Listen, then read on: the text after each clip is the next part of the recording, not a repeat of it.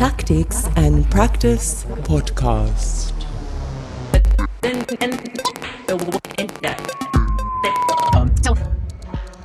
Dobar dan, everyone, and welcome to the Tactics and Practice Podcast, the audio extension of the Aksioma Institute for Contemporary Arts discursive program of the same name, focusing on investigative art, society, and new technologies.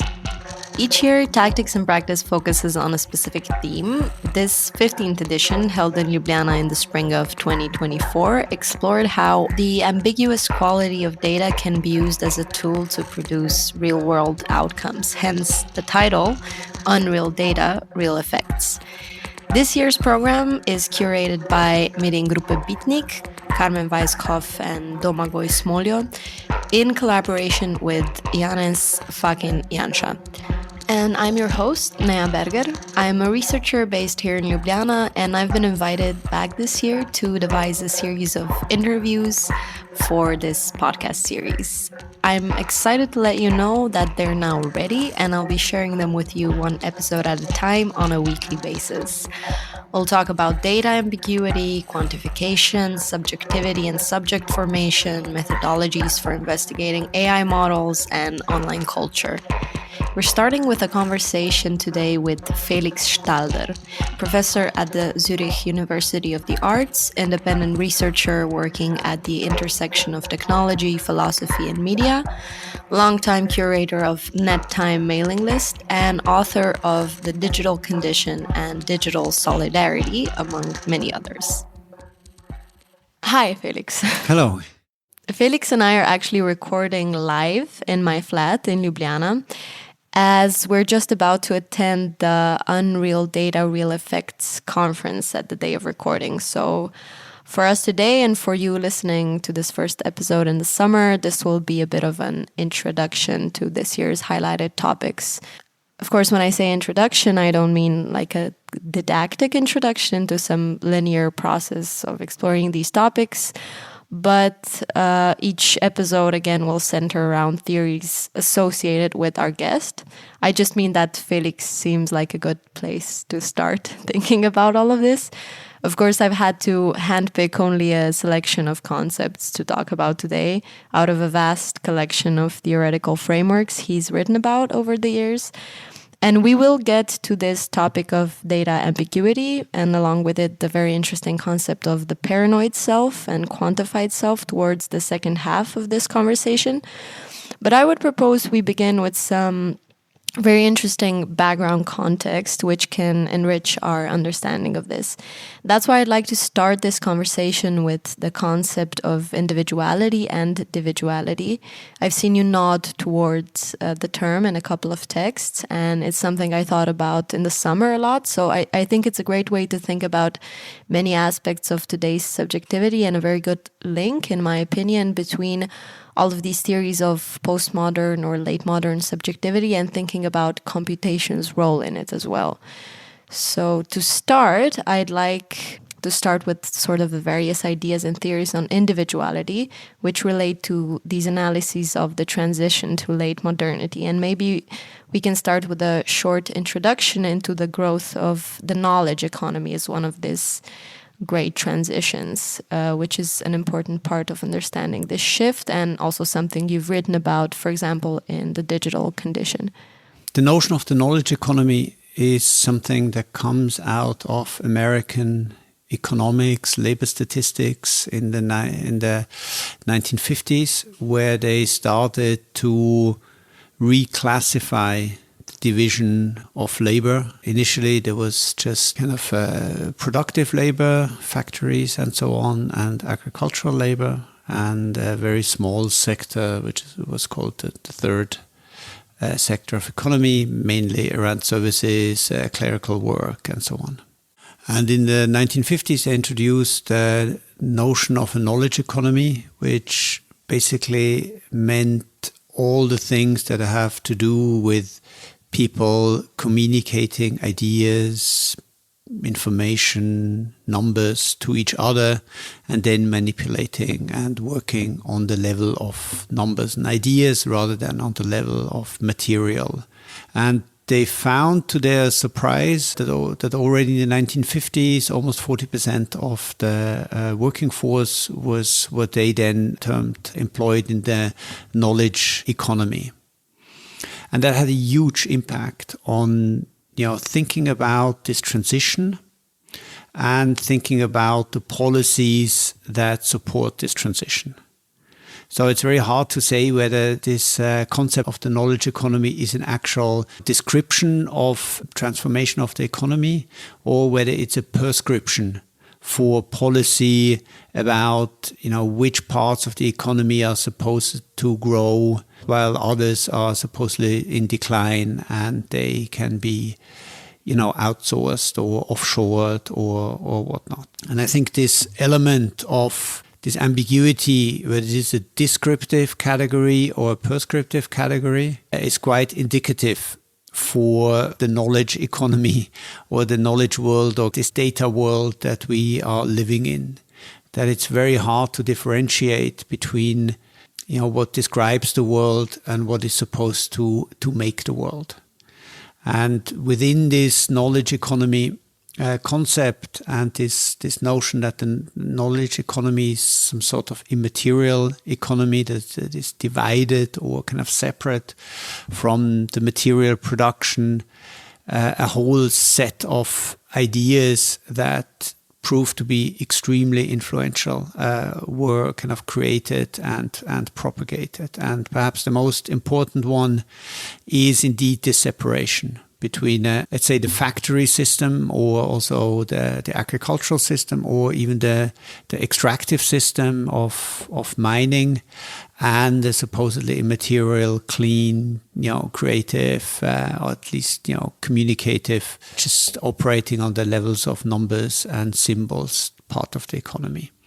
And that resonated with the larger ideas about, what computers are, that they are this virtual immaterial world, and that turned out to be extremely important and extremely consequential in the way the mainstream and politics thinks about what computers are, what information is.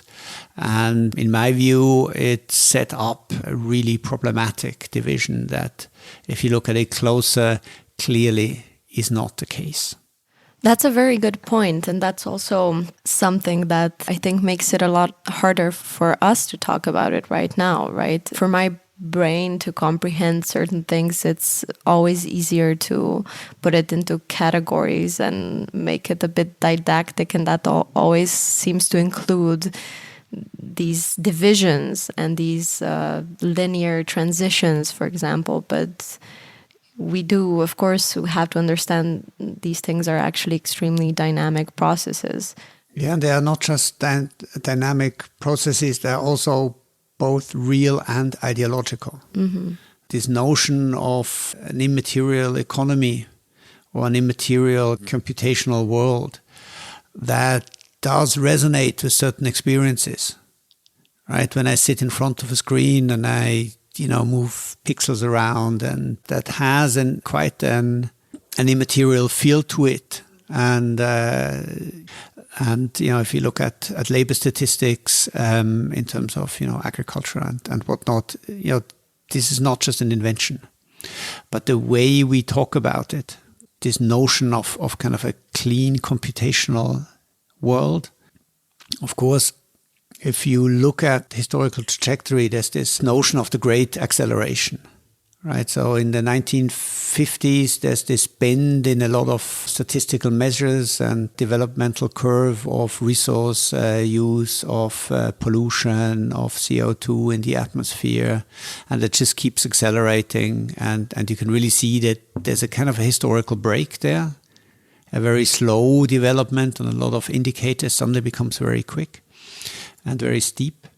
And the question is what happened in the 1950s. And in my view, what happened in the 1950s was computation.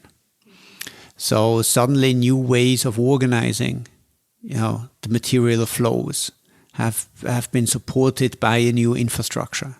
And this infrastructure allowed to organize much more complex processes, to organize much more geographically distributed processes, because you could now suddenly integrate very disparate, far away locations into a single real-time space, at least on the communication level, real-time, and then with increased transportation speed, it's almost real-time also.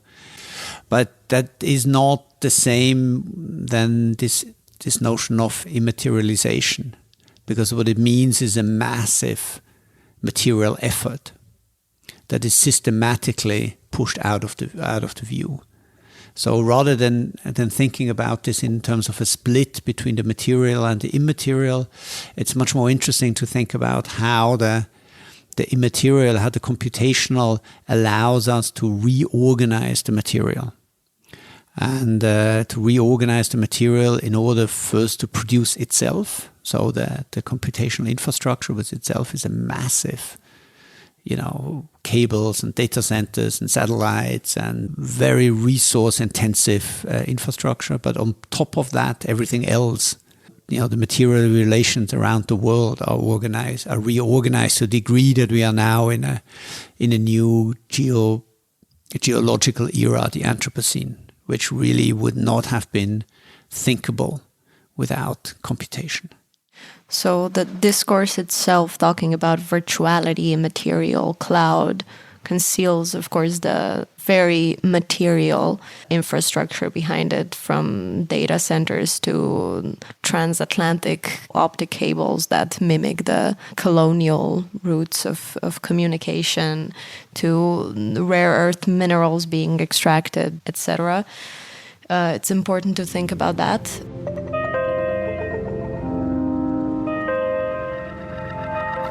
So if you agree with this transition in our conversation, I'd like to talk also about how the Anthropocene accelerated by computation. So how this impacts, let's say, a sort of subjectivity, right? Now, if we talk about these changes like globalization, the rise of new communication networks, consumer society, endless flexibilization, work time and space dissolving, and the role of institutions declining, etc. Within these conditions, so the story goes in a lot of influential sociology, for example, that each individual is left to construct their biography, not just with a freedom or right, but with an obligation or duty to make their choices, perceiving them as their own, even though the frame within which they can be built is set by market and state affordances. And this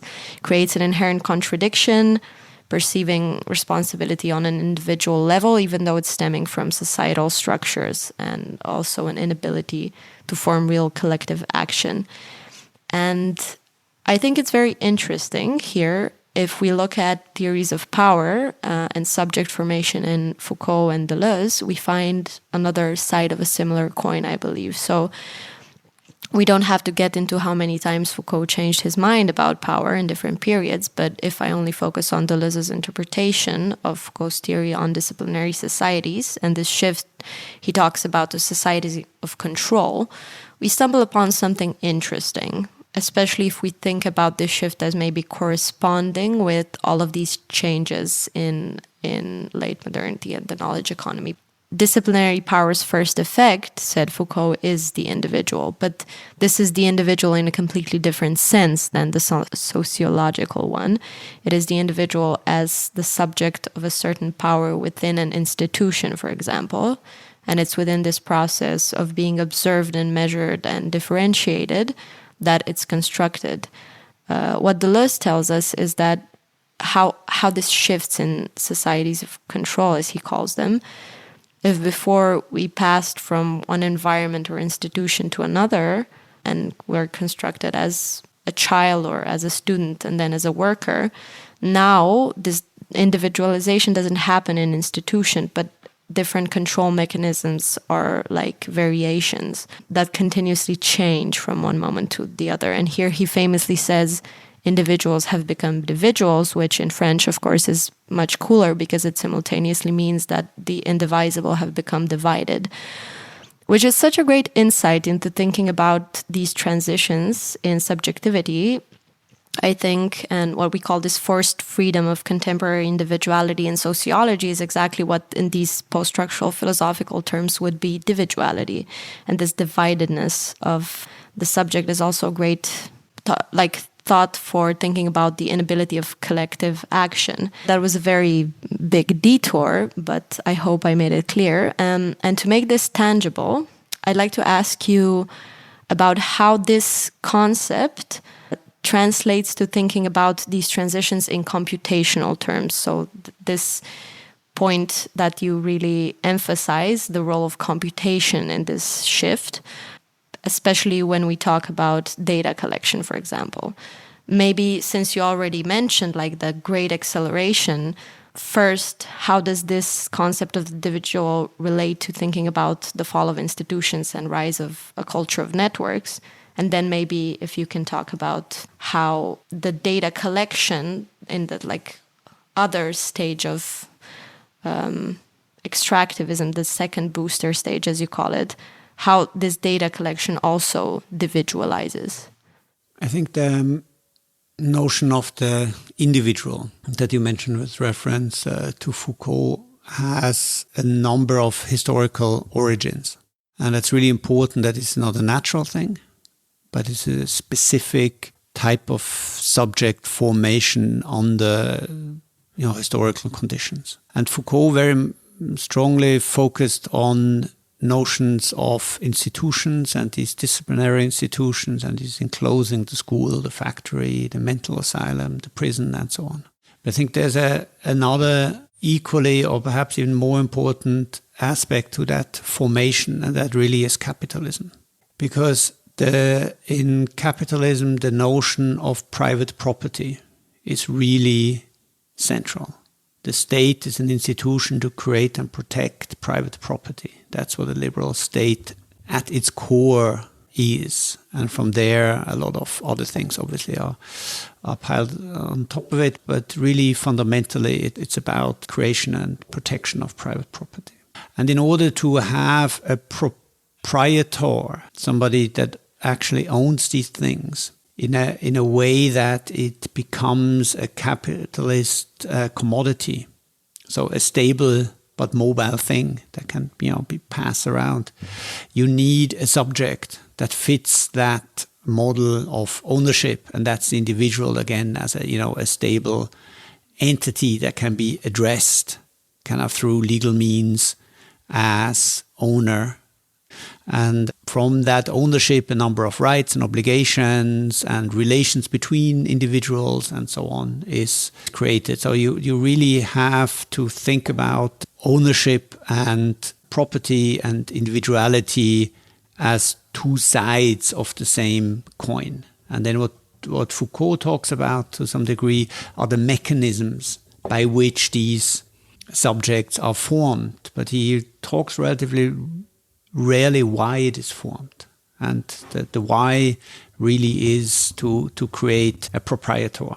And this also gives you a sense of the whole classist and racist and colonial dimensions of that, about who is allowed to be an owner, right? Who is an owner and who is owned corresponds to who is an individual, in the sense of a stable subject with rights and obligations, and who is not. And what we have now within the knowledge economy is really a shift to some degree of things that can be owned, and where is the key value within ownership.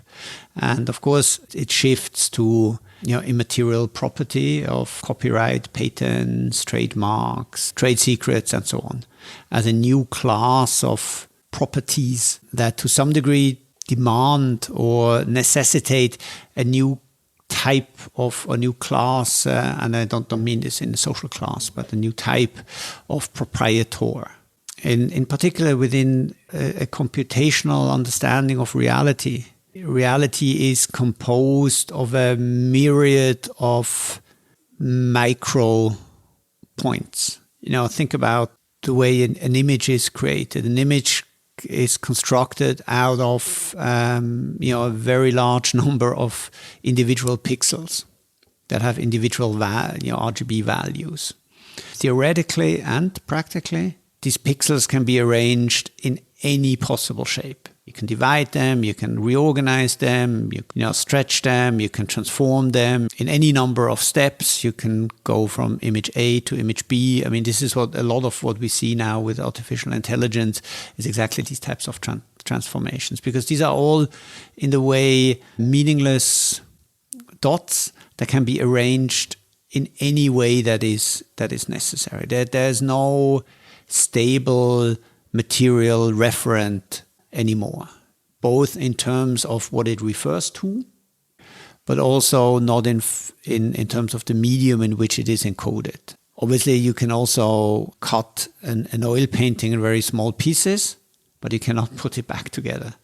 You cannot create another oil painting simply by rearranging the mosaic parts of the old oil painting. This just doesn't work. And these two elements, both the need to create a new addressee for property, but also kind of the material condition under which we understand reality, also affect the formation of subjectivity. So you are no longer in need of this stable person, white men usually, that are the counterpart to stable properties, land, machines, houses, money, and so on. But now you have endlessly fluctuating types of properties, these intellectual properties, and endlessly fluctuating counterparts. And it's quite telling that if you go through a big city like London or so, and you look at who actually owns the stable properties, it's mostly companies. It's mostly shell companies. It's mostly a fiction of stability, kind of legal stability, that mask really unstable and dynamic flows behind it. And since also what I know about person, how that appears in these systems is just as a collection of data. Your age, your medical data, your history of web surfing, shopping, the relations to other people, and so all the things I can know about a person. But I can easily reassemble that into different categories. And now I'm no longer interested in you as a person where all these different elements come together, but I'm just interested in the group of 25-year-old boys that are interested in ice hockey or whatever, right? So that captures a part of someone's person, but not as a stable entity. Because you don't care about where this person is now, you don't care about all other kind of things, but just a sliver of it, and that can be rearranged in order to make all kinds of predictions about that person. And this is how predictions work. You put someone in a category, and then you say people in that category have already done X, Y, Z in that sequence. So somebody who is now doing X is most likely to do Y and Z later on. So you can predict something based on these tangential categories that are produced. And this is a very different idea of what a person is.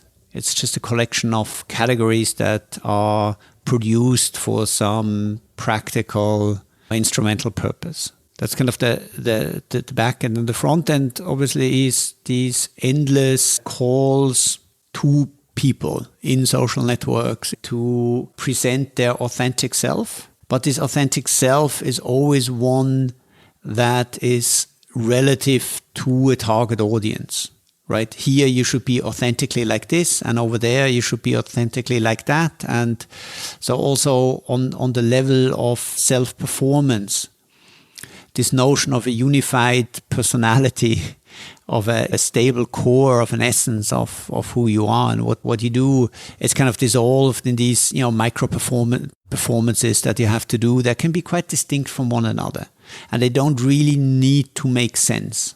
Last point, obviously, in the same way that this demand to be a unified person put a lot of pressure on people to behave in certain ways, and certain things were just not being able to be reconciled in that framework, because for most people that doesn't really fit. So there was a lot of violence and a lot of oppression to behave properly, to be, the rational, stable self.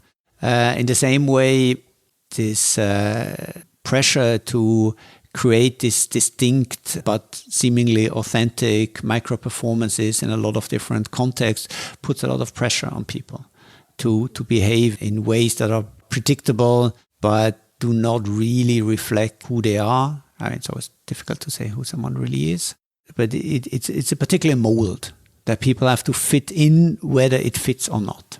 Mm-hmm. We have to be authentic.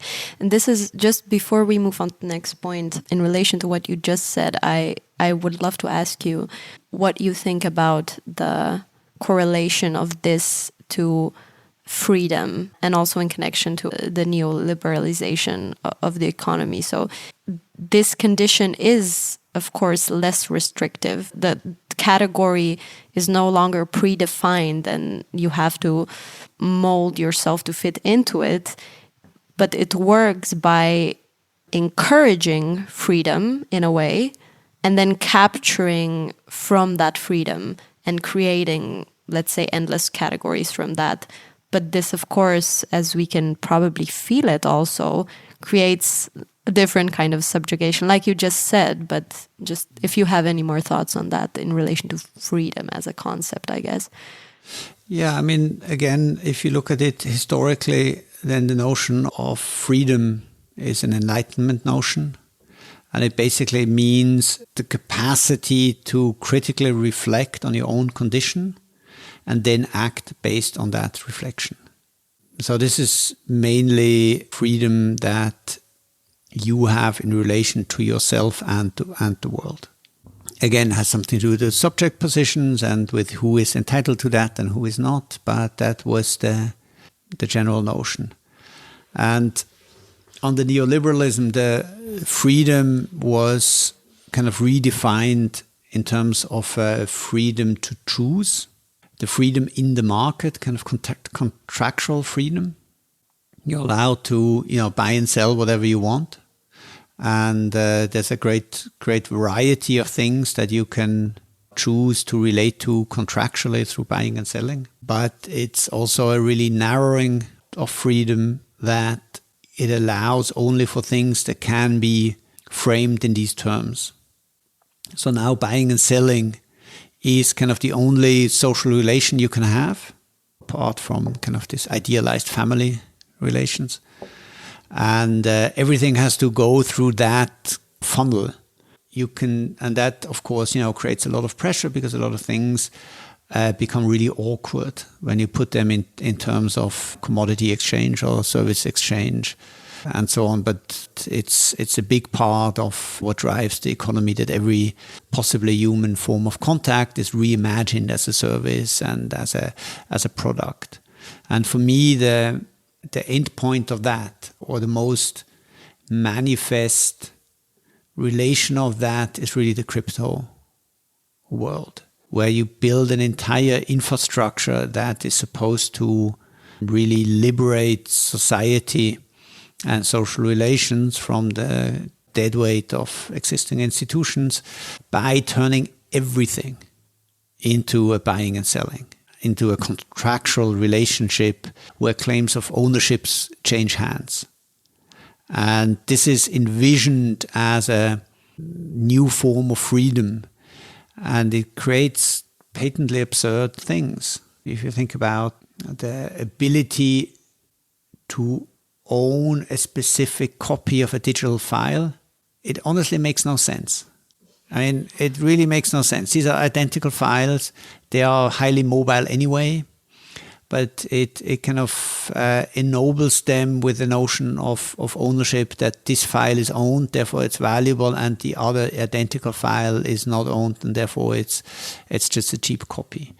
And okay, finally we can sell digital files, but it goes much deeper. It's really, I mean, the vision of these things is a society reconstructed purely in commercial terms, including kind of an understanding of the self. And, it's hard to topple that, or it's hard to top it. This is really kind of an endpoint of a development that comes, you can't go much further, which in a way is, hopeful. Because when you can see the end, right, when you can see where this leads, and we're soon there where everything is organized like that, then, it's time for something new. For me, if there's anything good about this expansion of the notion of freedom based on buying and selling, is that it produces so many internal contradictions that it's clear that, you cannot go on like that. Just to make a little more casual remark, the way you talk about crypto and tokens, NFTs, for example, the absurdity of it always reminds me of when I was a kid. I had the Pokemon cards, and they had the same function, they had the same information. You could play with them in the same way, but they were trash and they were not the original because they didn't have the little silver thing in the corner. I think people who played with these will totally know what I mean, of how you were valued in the society of your kindergarten peers if you had the fake ones with the exact original function. But this is just a little casual detour. Moving on to our last collection of topics, or maybe to the conclusion even, when we're talking about this state full of contradictions that we're in, proprietors whose role it is now to produce data, and we exist as a collection of data. But of course, as we just talked, how this subjugates us is by taking parts, not our whole selves, let's say, to illustrate, to engage these parts in producing and information or consuming.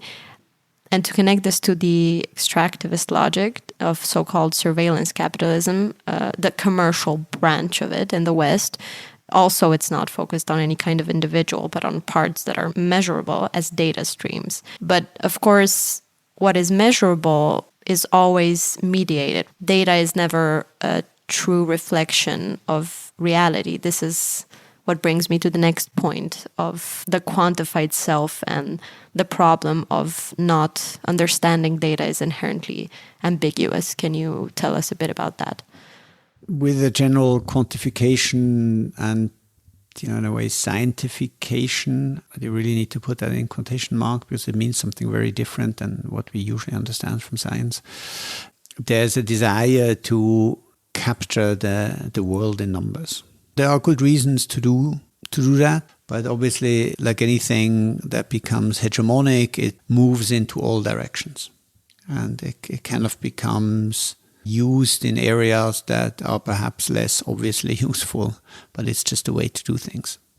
There's a desire to understand also oneself through numbers, in the same way that the liberal subject tried to understand itself through narratives, right? Both through cultural narrative, so the novel is the quintessential liberal modern art form, and to write the novel of your own life is what you do in psychoanalysis, or when you narrate your own life, all the adventures and dramas of your own life. But this is being challenged or supplanted with a very different way of understanding your life through numbers. And this desire, in a way, precedes computation.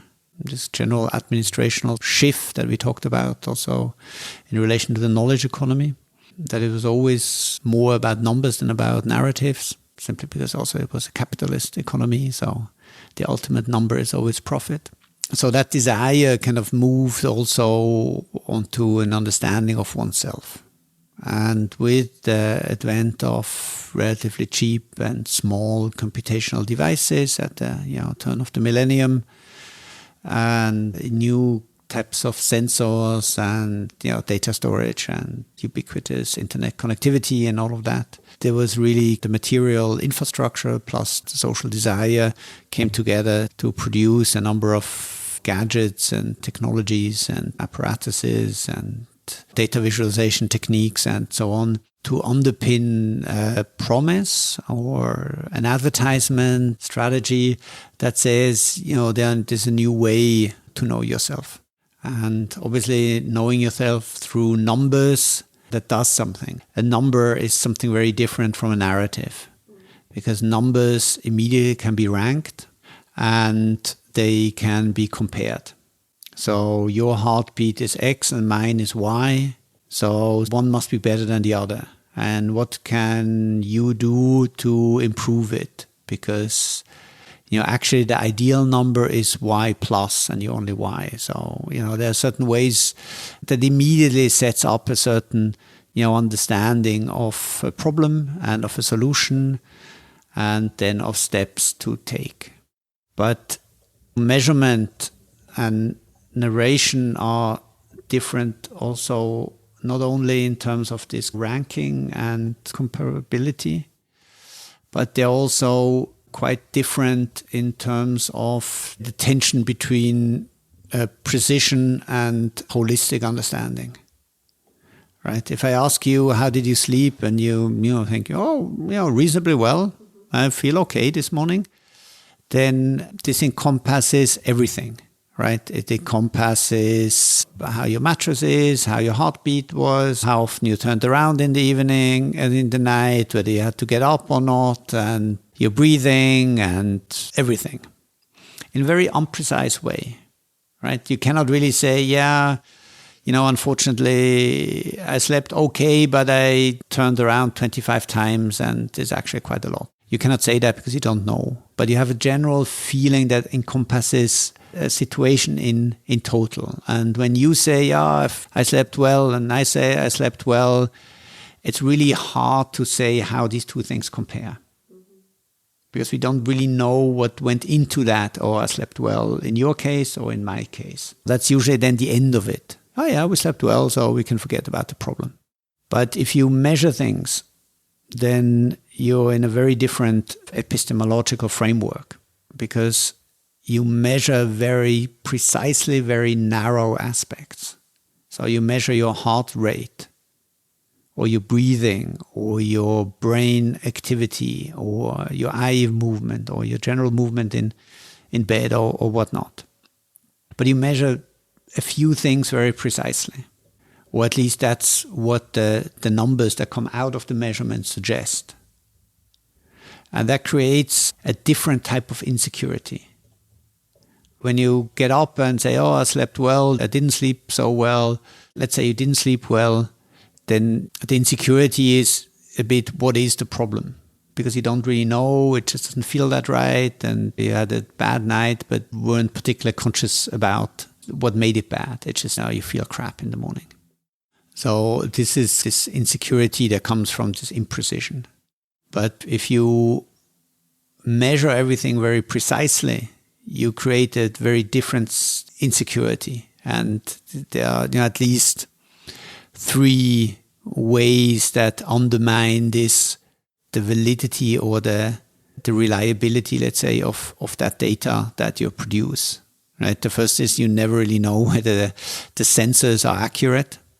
It's very hard to say unless you're really a trained physician what of this data is actually your body and what are artifacts that come out of the sudden spike in heart rate. Is this your heart suddenly doing something, or is this a glitch in the software or in the hardware? That's very hard to say. There's always this ambiguity of the data in terms of its referentiality. Is it really measuring the heart or not? Then obviously there's on top of that, ambiguity in interpretation. What does it mean? And that is often solved, that ambiguity, by relating it to a mean, an average or a desirable value. 10,000 steps are, the famous one, right? So, and 10,000 steps just comes from a random marketing campaign, right? That's just a random number from a Japanese company that, and you can understand why they came from. It's easy to remember, and it sounds big, but it's kind of doable. So it's a challenge, but you can meet it. So, win-win for everyone. But, obviously that now says, are the 8,000 steps you took today, is this good or not? And no, it is not, because 10,000 is actually the ideal. But this is kind of random. And even if it's not random, if it's an actual average, it doesn't really say much about you as a unique case. So how to interpret this data is really difficult.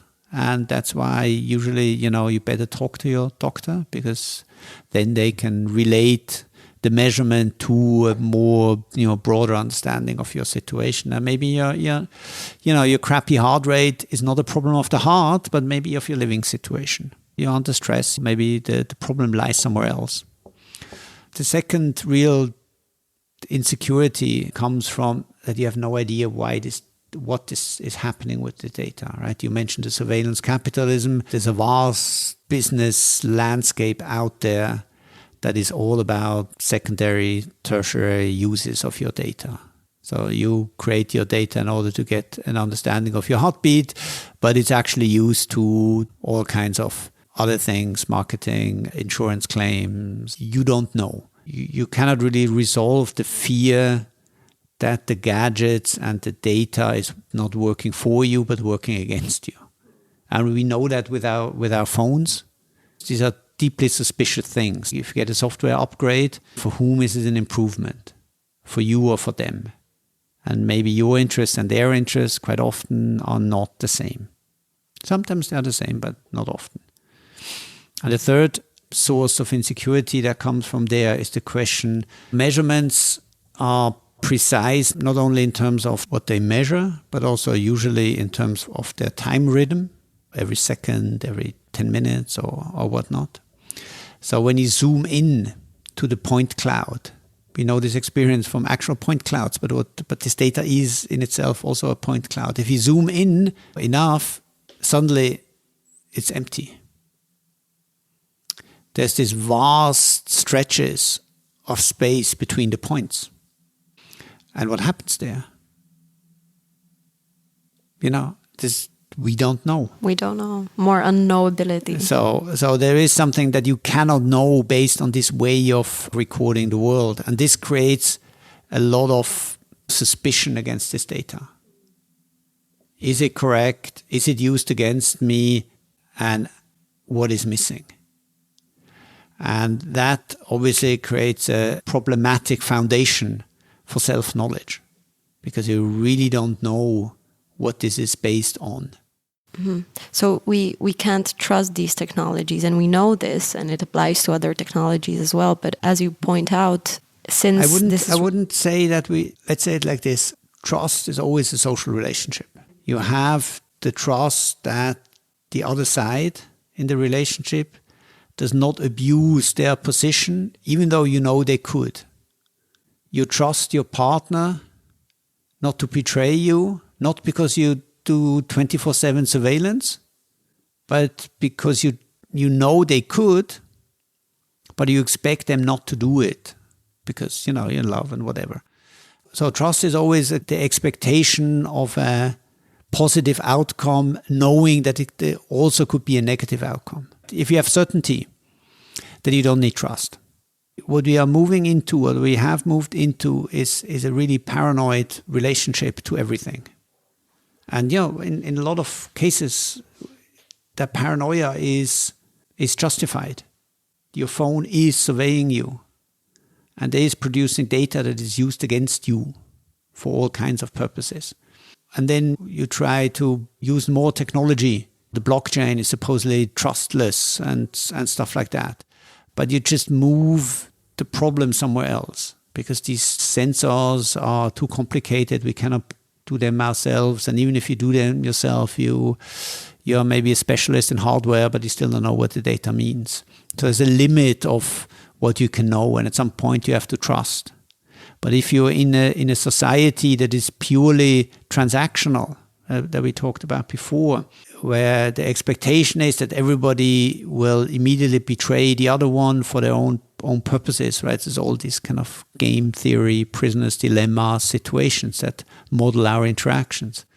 Then you really get into the situation that you cannot trust the entity that you're relating to.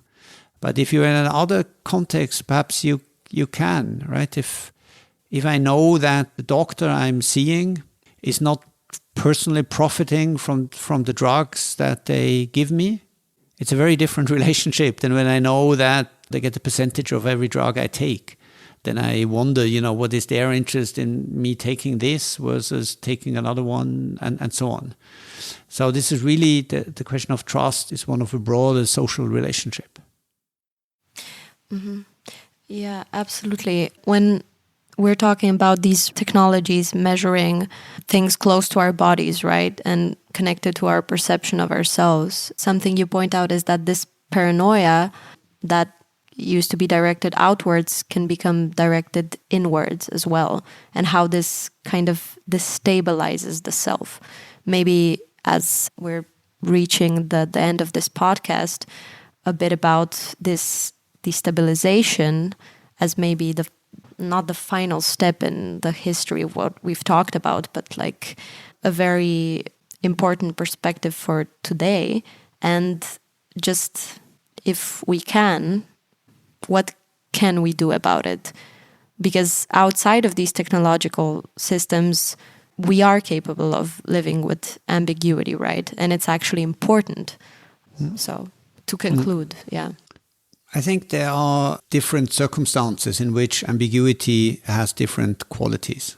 And these are created circumstances, right? If you take an artwork, then at least in the modern understanding of an artwork, it really is a framework constructed to allow for multiple readings. And the object itself is kind of on purpose ambiguous to allow these different readings. But this is not something that creates a panic about what is real and what is the thing, but it's actually a very interesting intellectual exercise where you can try out different readings, different ideas, different ways of understanding, and also experiencing yourself as reading it differently than the person next to you in a relatively safe environment that can actually be productive.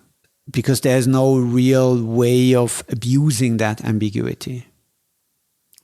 But of course, if you're in a situation where you expect the other side to betray you or to be dishonest about their motivation, the doctor prescribing a certain drug to you and you never really know, is that their own personal advantage or is it actually good for you? So is it harmful or good? In these situations, you want certainty because there's no trust. And there's a situation constructed where the betrayal of trust is actually a rational strategy, so to speak. That's prisoner dilemma, as I mentioned. So the question really is, can we create a situation in which this ambiguity is actually a positive thing? And I think it's enormously important that we do that because the world as something meaningful, not just a set of measurements, but a set of experience and interpretations, is inherently ambiguous. Your experience is different from mine. And if you move it a step further and say it's not just humans that are constructing the real, but there's all kinds of other forms of agencies, animals, plants, and geophysical systems, and all of that, then the ambiguity becomes even higher. Because the way you understand the world and the way the fox understands the world is quite different, but obviously there are points of intersection and you both live in a certain area and share certain things. So we would need to increase our ability to deal with ambiguity in order to encompass and allow for a broader set of experiences, human and non-human, to be taken into consideration.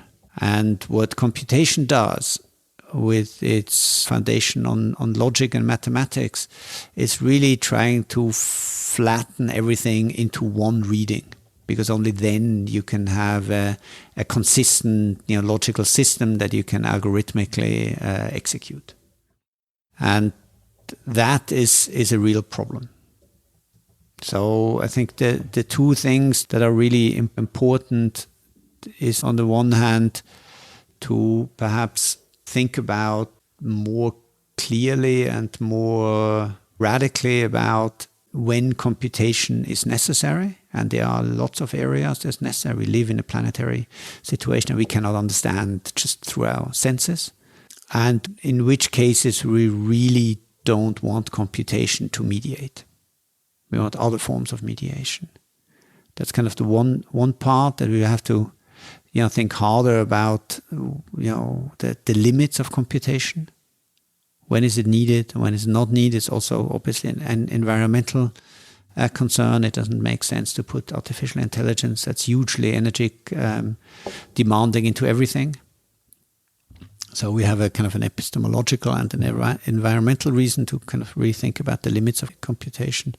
And we have to construct social situations in which we can experience solidarity. So the expectation that the other is not betraying you, that their interests and your interests are together and not always opposed to each other. And under these circumstances, really also can then experience ambiguity as something really joyful. You see it like this, I see it like that. Why is it like this? Why is it like that? Without ever coming to an agreement of what is the correct and what is the wrong way of seeing things. So as this system of increased datification to solve ambiguity makes it even more ambiguous and causes a panic to try to figure out more ways to compute little points and then making it even more unknowable, is crumbling down under the weight of the inherent contradictions that you mentioned. Maybe this is something I'll definitely take with me today, this vision of it being so unbearable that we have to see the end of it, right? And the need for a diversity of knowledge systems is so clear. Thank you so much, Felix, for this amazing conversation. Thank you for the questions and the opportunity. That was it for the first episode. Thank you for listening. Unreal Data, Real Effects is a series of podcasts conceived and conducted by myself, Neja Berger, for the 15th edition of Tactics in Practice, the discursive program of the Aksioma Institute for Contemporary Art, curated this year by Mediengruppe Bitnik in collaboration with Janez Fakinjansha. For more information on the context, participants, and partners involved, see the links in the description. This episode was recorded and edited by me. The music and audio post-production were taken care of by Gašper Torkar and the project coordination by Marcela Ukretic. You're welcome to visit aksioma.org, where you'll find a wealth of free content, and if you like what we do, consider supporting us on Patreon or by making a donation. Next week, I'll be joined by professor, researcher, and author Wendy Chun to explore the depths of quantification in relation to AI models even further. But that's it for today. Greetings from Ljubljana and na svidenje.